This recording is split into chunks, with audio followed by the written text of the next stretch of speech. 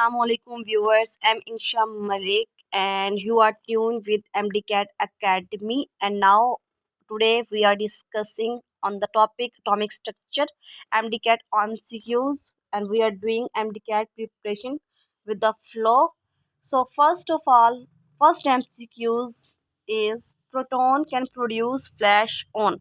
जो प्रोटॉन्स होते हैं वो किसके ऊपर प्रोड्यूस करते हैं अपने फ्लैश, तो वो करते हैं जिंक सल्फाइड प्लेट के ऊपर।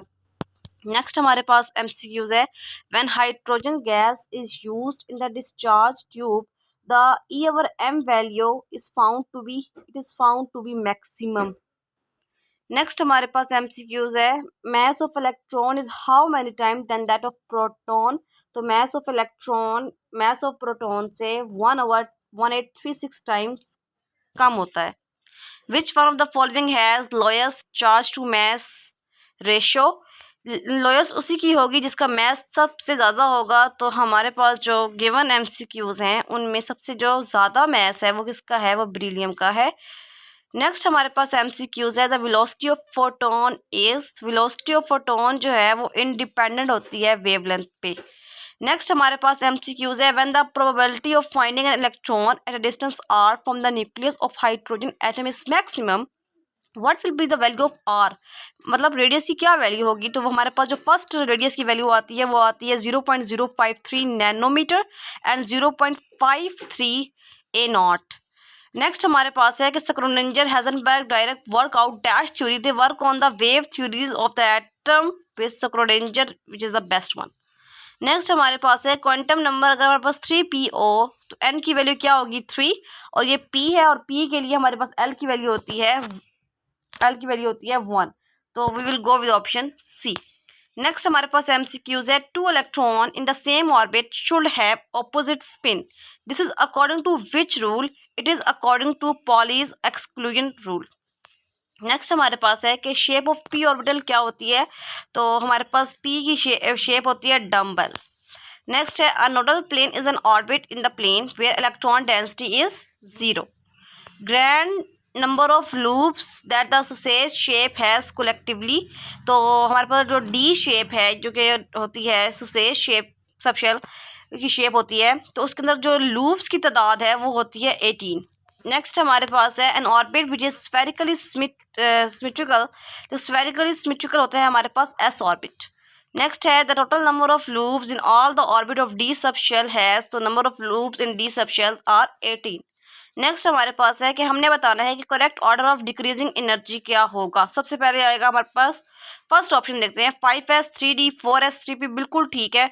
आप इसको n+l के रूल से एनर्जी लेवल भी मेजर कर सकते हैं। 5 + 0 5 ही आएगा, 3 + 2 5, 4 + 0 4 एंड 3 + 1 4।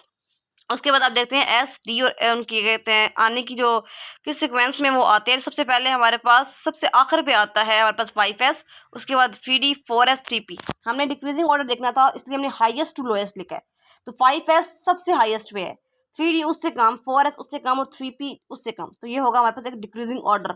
तो we will go with option A. Next हमारे पास है कि argon has how many electron in 4d।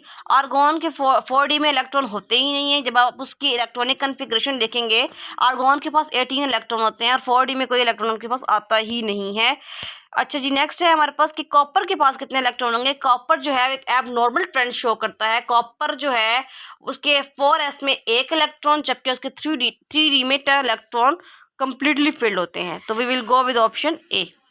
Number of electron in the outermost shell of chloride ion is, तो उसने पूछा है आउटर मोस्ट शेल, और वो पूछा भी किसमें है, chloride ion Cl negative. Cl पूछता तो 7 लगाते, अब Cl नेगेटिव है तो हम 8 इलेक्ट्रॉन के साथ जाएंगे।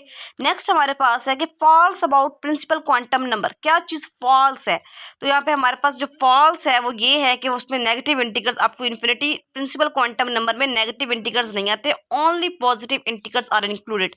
नेक्स्ट हमारे पास है, the value of magnetic quantum number is directly determined by, हम मैग्नेटिक क्वांटम नंबर की जो वैल्यू है वो डायरेक्टली निकाल सकते हैं किस क्वांटम से, हम निकाल सकते हैं एजीम्यूथल क्वांटम नंबर से। नेक्स्ट हमारे पास है which quantum number is called orbital orientation quantum number. Orbital की जब भी बात होती है तो ये हम जाते हैं मैग्नेटिक क्वांटम नंबर के साथ। नेक्स्ट हमारे पास है कि जो स्पिन मोशन है वो किसके लिए रिस्पॉन्सिबल होती है, ट्रिपलेट लाइन के लिए, डबलेट लाइन के लिए। सिंपल सी बात है, स्पिन के अंदर हमारे पास एक क्लॉकवाइज मोशन होती है, एक एंटी क्लॉकवाइज मोशन होती है, दो मोशन होती है, तो हम जाएंगे doublet line structure in the spectrum. Next है the maximum number of electron in an orbit is calculated by 2n square के फार्मूला के साथ। और अगर वो पूछता सब शेल के लिए तो वो होता 2 × 2l+1। नेक्स्ट हमारे पास है magnetic quantum number which describe the orientation of N orbit in 3 dimensional space. जो डिस्क्राइब करे ओरिएंटेशन, जब ओरिएंटेशन की बात आ जाए तो हम जाएंगे मैग्नेटिक क्वांटम नंबर के साथ।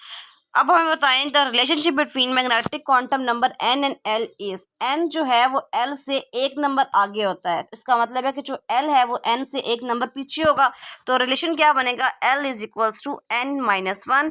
ये थे आज के हमारे MCQs। अगर वीडियो पसंद आए तो लाइक, शेयर एंड सब्सक्राइब करना मत भूलें। इंशाल्लाह जल्द मुलाकात होगी एक नेक्स्ट वीडियो के साथ, तब तक के लिए अपना ख्याल रखें। अल्लाह हाफिज़।